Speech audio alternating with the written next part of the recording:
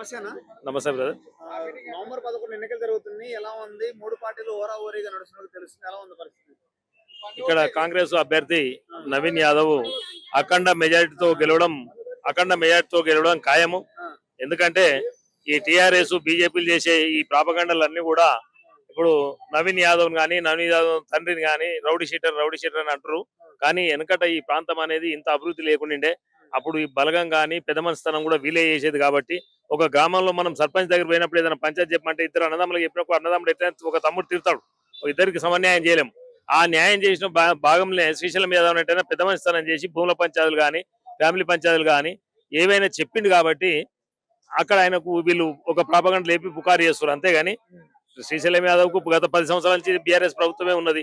మరి శ్రీశైలం మీద rowdy sheeter అయితే మరి అతని మీద ఏం ఎఫ్ఐఆర్ కానీ అరెస్ట్ కానీ ఏవి కానీ చేయలేదు కదా, రిమాండ్ కానీ చేయలేదు కదా. అదంతా ఒక ప్రాపగండ, ఎలక్షన్ల ప్రచారం చేసుకోనికే మాత్రమే. కానీ అది అబద్ధం.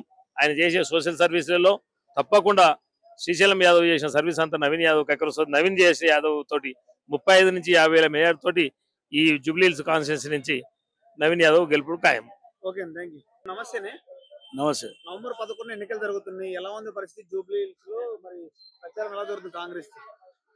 100కి 100% నవీన్ యాదవ్ గారు గెలుస్తారు. ఎందుకంటే ఏం చెప్తారు?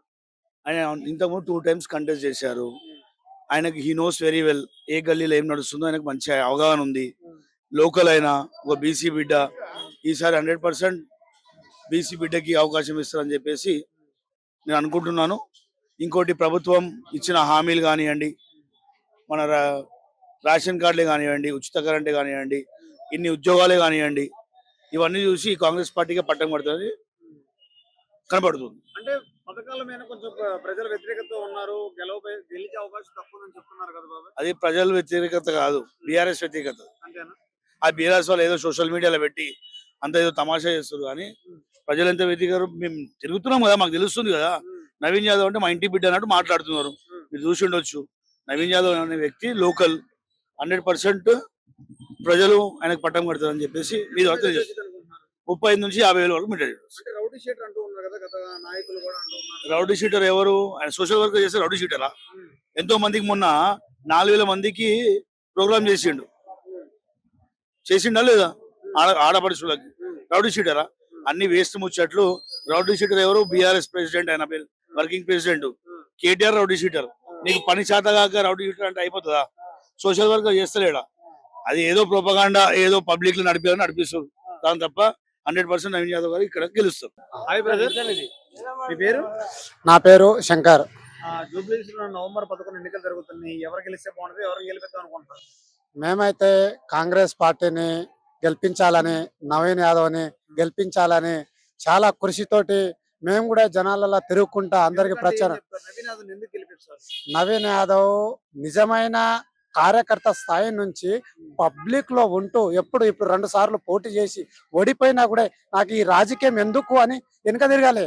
నా ప్రజలే ఏదో ఒక రోజు నన్ను గెలిపిస్తారు. ప్రజల్లో ఉంటూ ప్రజలతోటి మమేకమవుతూ మాలాంటి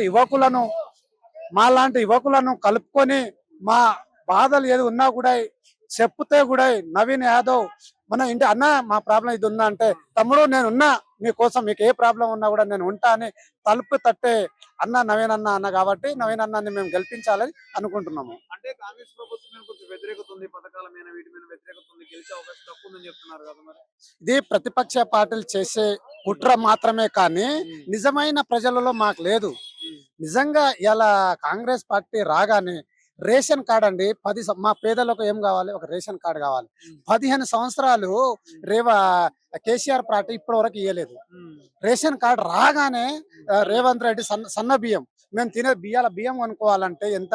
60 రూపాయలు 70 రూపాయలు కిలో. అలాంటి బియ్యం తినలేక సన్న బియ్యం పేద ప్రజలకు పంచి పెట్టాలని ఆ రోజు సోనియా గాంధీ, ఈ రాజీవ్ గాంధీ కాంగ్రెస్ పార్టీ పేదలను ఆదుకునే పార్టీ కాబట్టి కాంగ్రెస్ పార్టీ ఉంటేనే నిజమైన పేదలకు న్యాయం జరుగుతుందని, నవీన్ అన్న గెలిస్తేనే